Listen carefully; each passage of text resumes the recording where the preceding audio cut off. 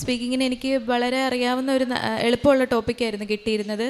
Examiner നമ്മളോടൊരു ചോദ്യം ചോദിക്കും പരീക്ഷയുടെ ഇടയ്ക്ക്. ആ ചോദ്യം എനിക്ക് നന്നായിട്ട് മനസ്സിലായി, അതിന് ഞാൻ ആൻസർ പറയുകയും ചെയ്തു.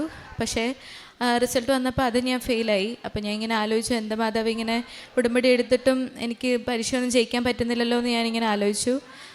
അതും കഴിഞ്ഞ് ഞാൻ അങ്ങനെ തൃച്ചിയിലും ഡേറ്റ് എടുത്തു, അങ്ങനെ തിരുവനന്തപുരത്ത് പിന്നെ എടുത്തു. അങ്ങനെ ഒരു 8 പ്രാവശ്യം 9 പ്രാവശ്യമെങ്കിലും ഞാൻ എക്സാം എഴുതി കാണും.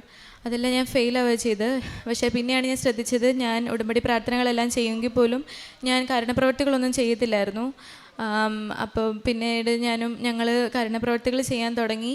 പിന്നീട് ഞാൻ ചെന്നൈയിൽ ഞാൻ ഡേറ്റ് എടുത്ത് കഴിഞ്ഞ് ഞാൻ സ്പീക്കിങ്ങിന് ബാക്കിയുള്ള 2 മൊഡ്യൂളൊക്കെ എഴുതിയപ്പോൾ സ്പീക്കിങ്ങിൽ എനിക്ക് അത്ര വലിയ നല്ലതായിട്ടുള്ള ടോപ്പിക് അല്ലായിരുന്നു കിട്ടിയിരുന്നത്. പക്ഷേ എക്സാമിന് ചോദിച്ച ചോദ്യം എനിക്കൊന്നും മനസ്സിലായി പോലും ഇല്ല. ഞാൻ എന്താ പറഞ്ഞതെന്ന് എനിക്ക് അറിഞ്ഞുകൂടാ, എന്തൊക്കെയോ ഞാൻ പറഞ്ഞു.